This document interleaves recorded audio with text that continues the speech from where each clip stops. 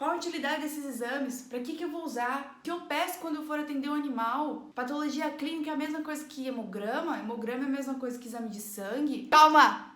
Você vai sair daqui conhecendo os principais exames laboratoriais e para que cada um serve. Fique tranquilo que você não vai ter mais medo de chegar na prova ou na aula prática ou ter medo de atender um animal e não saber o que fazer, o que pedir de exame.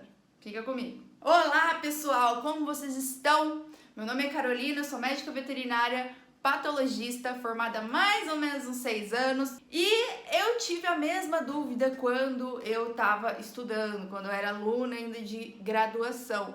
Eu tinha esse medo de chegar na hora de atender um animal e não conseguir atender porque eu não sabia qual exame laboratorial eu ia pedir para fazer o diagnóstico. Isso é normal porque tem muitos exames e é difícil mesmo se familiarizar com isso. Mas hoje eu estou aqui para isso, para tirar esse peso das suas costas. Isso você não vai precisar mais se preocupar. Mas antes, eu sei que você não está inscrito no canal ainda, então já aproveita, já se inscreve aqui embaixo para sempre receber um vídeo novo assim que eu lançar. Como já diz o nome, exames laboratoriais são aqueles exames realizados em laboratórios. E eles têm duas principais finalidades. A primeira é identificar algum agente, por exemplo, um vírus, uma bactéria, um fungo, um parasita, que possa estar presente naquele animal e causando algum dano, alguma doença a ele. E a segunda função é que esses exames permitem que a gente consiga avaliar a função dos órgãos e como é que aquele animal está por dentro, se ele está bem, se está tudo funcionando ok,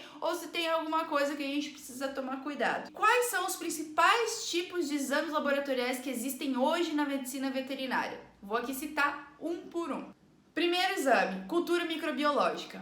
Esse exame consiste em detectar se há alguma bactéria, algum fungo naquele tecido que foi encaminhado, aquele fluido que foi encaminhado do animal até o laboratório. Então, por exemplo, você encaminhou uma amostra de pele para a cultura, para ver se tinha algum fungo ali dentro, crescendo naquela pele. E aí deu positivo. Uma outra coisa que é possível fazer nesse exame também é identificar, verificar se aquele micro-organismo que cresceu naquela pele é resistente ou sensível a alguns medicamentos. Isso facilita muito a sua vida, porque aí você vai descobrir se você consegue tratar ou não com um determinado medicamento. Esse exame se chama antibiograma. Segundo exame, PCR. Muito famoso hoje em dia, porque justamente pelos casos de Covid, então esse era um exame para detectar o vírus da Covid-19 e é exatamente para isso que ele serve na veterinária.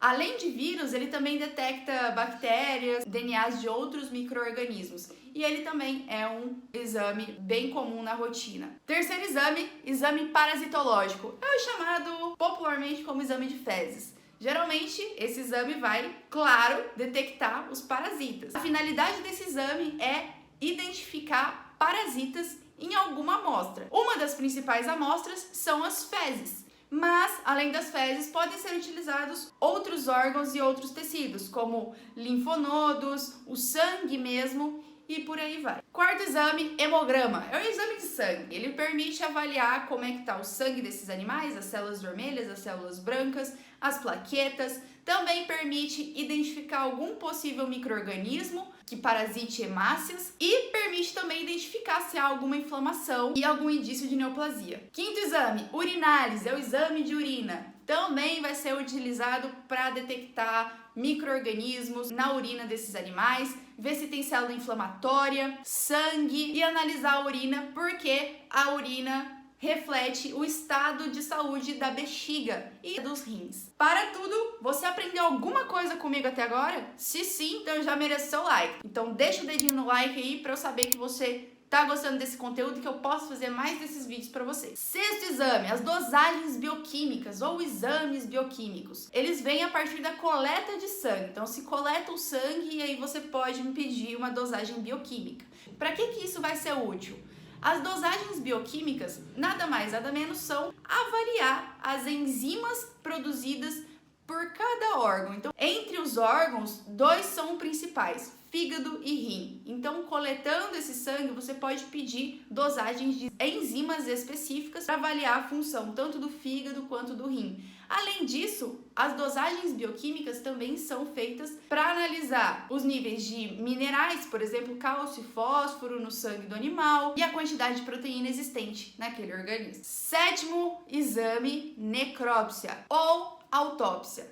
Ele consiste na abertura do animal depois da morte dele. E a principal finalidade é descobrir qual a causa da morte daquele animal. E ele sempre, ou na grande maioria das vezes, estará associado ao próximo exame, que é o exame histopatológico. O exame histopatológico é uma continuação da necrópsia.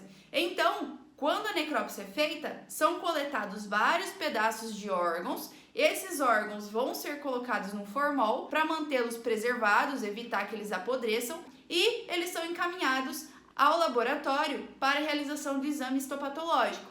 Lá no exame histopatológico, esses órgãos serão reduzidos, diminuídos de tamanho, para caberem numa lâmina de microscópio. E aí é essa lâmina que vai ser colocada no microscópio e a partir disso é possível visualizar o órgão a nível celular. Então vai ver todas as células, se há alguma coisa de errado, se tem alguma inflamação, alguma neoplasia, se tem alguma doença degenerativa ou se simplesmente aquele órgão está normal. Esse exame também pode ser feito em animais vivos. E aí, nesse caso, ele é feito em peças de biópsia. Por exemplo, o animal tem um aumento de volume, então caroço. Você, como médico veterinário cirurgião, retira aquela peça, aquele caroço. E esse material proveniente da biópsia vai ser encaminhado até o laboratório para exame histopatológico, para que nesse exame seja possível descobrir qual é o motivo pelo qual esse caroço está crescendo. 9º exame é o exame citológico ou citopatológico, citologia. É um exame que vai ser semelhante ao exame histopatológico, mas ele é mais simples.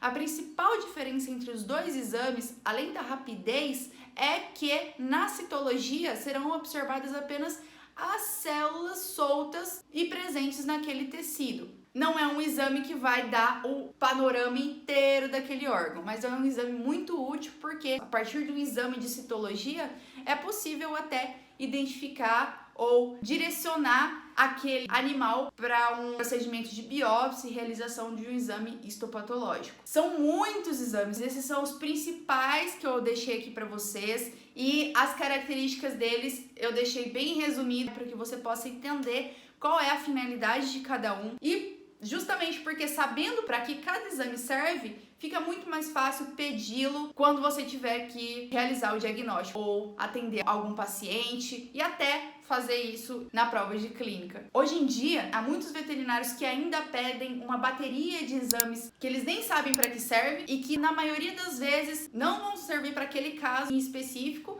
E isso vai levar só ao gasto desnecessário pelo tutor. E muitas vezes o tutor vai ver que ele gastou um monte de dinheiro para exames que ele não precisava.